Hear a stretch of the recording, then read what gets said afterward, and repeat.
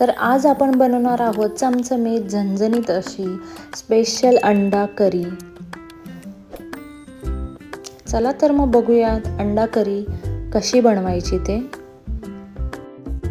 नमस्कार मंडळी, मी प्रियंका तुमचं स्वागत करते मेजवानी विथ प्रियंका या आपल्या यूट्यूब चॅनलमध्ये। तर आज आपण बनवणार आहोत अंडा करी। तर मी इथे अंडी बॉईल करायला ठेवलेली आहेत। त्यामध्ये मी अर्धा चमचा तेल आणि थोडंसं मीठ टाकलेलं आहे, जेणेकरून आपली अंडी फुटणार नाहीत। तर आपण ती उकडून घेऊयात। तर त्यासाठी लागणारं वाटणासाठी मी इथे घेतलेला आहे 2 मीडियम साईजचे कांदे चिरून घेतलेले आहेत, 7 ते 8 लसणाच्या पाकळ्या, अर्धा इंच आलं आणि मी इथे खोबरं आणि कोथिंबीर घेतलेली आहे। तर खोबरं मी इथे डेसिकेटेड कोकोनट घेतलेलं आहे। तुम्ही आपलं सुकं खोबरं घेतलं तरीही चालेल। माझ्याकडे डेसिकेटेड कोकोनट होतं त्यामुळे मी हे घेतलेलं आहे। तर आता आपल्याला हे भाजून घ्यायचं आहे।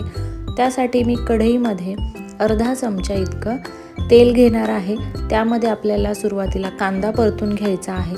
तर मी हा कांदा या तेलामध्ये टाकून घेते। कांदा आपल्याला छान गोल्डन ब्राऊन होईपर्यंत, सोनेरी रंग येईपर्यंत छान परतून घ्यायचा आहे। 5 मिनिटानंतर तुम्ही बघू शकता याला छान सोनेरी रंग आलेला आहे। कांदा आपला छान परतत आलेला आहे। त्यासाठी मी त्यामध्ये थोडंसं मीठ देखील टाकलं होतं।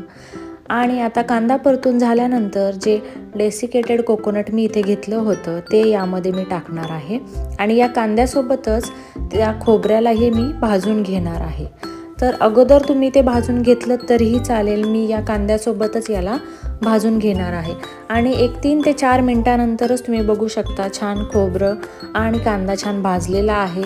आणि आता याला थंड करून घेऊयात आणि याची पेस्ट करून घ्यायची आहे। तर इथे बघू शकता मी छान वाटण तयार करून घेतलेलं आहे। थोडंसं पाणी टाकून मी याला छान बारीक वाटून घेतलेलं आहे। आणि आपल्याला त्याचबरोबर इथे आपली अंडी जी आहे तीही छान उकडली आहे, तीही मी थंड करून घेतलेली आहेत।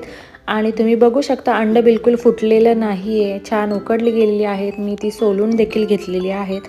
आणि आता आपल्याला याला मध्यभागी चिरा देऊन घ्यायचा आहे, जेणेकरून आपला जो मसाला आहे तो अंड्यामध्ये छान आतपर्यंत जाईल।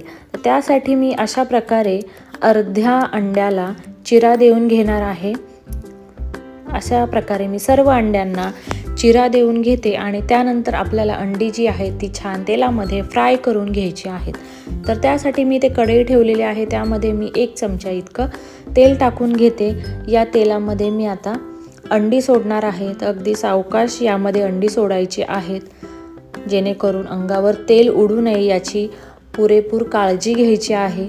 तर अशा प्रकारे मी सर्व अंडी यामध्ये सोडून घेतलेली आहे। यातील उकडलेले 1 अंडं मी मुलीसाठी बाजूला काढून ठेवलेलं आहे खाण्यासाठी।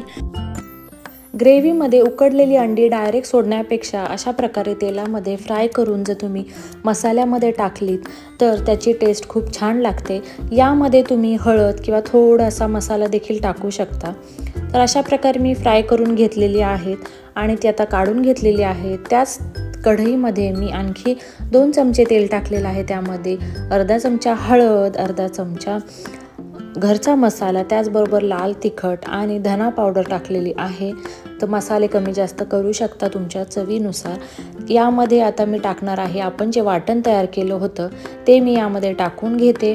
आणि आता आपल्याला वाटण जे आहे ते छान परतून घ्यायचं आहे। या मसाल्याला छान तेल सुटेपर्यंत आपल्याला परतून घ्यायचं आहे।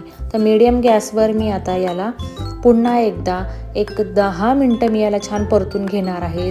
पूर्ण तेल सुटेपर्यंत मी याला व्यवस्थित असं परतून घेणार आहे। जितकं छान तुम्ही मसाला परतणार तेवढी तुमच्या भाजीला जी आहे ती चव छान येईल।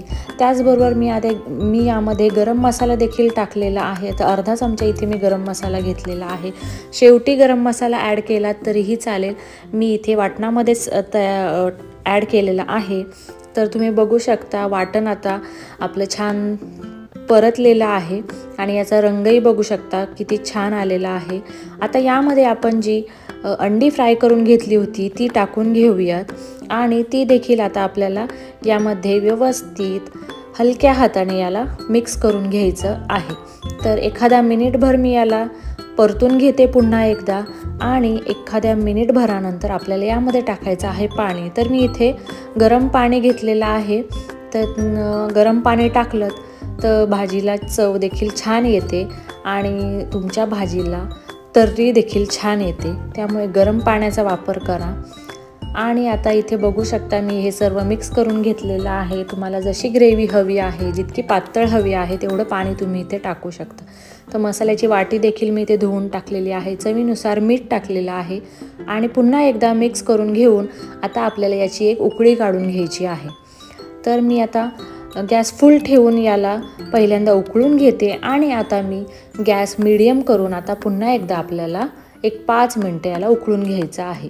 आपल्या अंड्याचा जो अर्क आहे तो छान मसाल्यामध्ये आपल्या ग्रेव्हीमध्ये उतरायला हवा, त्यासाठी छान आपल्याला इथे पुन्हा एकदा उकळी काढून घ्यायची आहे। आणि आता कोथिंबीरीने मस्त सजवून आपली ग्रेव्ही जी आहे, अंडा करी जी आहे ती छान तयार झालेली आहे। आणि मी इथे थोडीशी पातळ ठेवलेली आहे, भाकरीसोबत खूप छान लागते। चपातीसोबत खाणार असाल तर थोडीशी घट्ट तुम्ही ठेवू शकता, दाटसर ठेवू शकता। अशा प्रकारे आपली अंडा करी इथे तयार झालेली आहे, चमचमीत अशी अंडा करी। तुम्ही नक्की ट्राय करून बघा। रेसिपी आवडली असेल तर रेसिपीला लाईक करा, शेअर करा, सबस्क्राईब करा। धन्यवाद।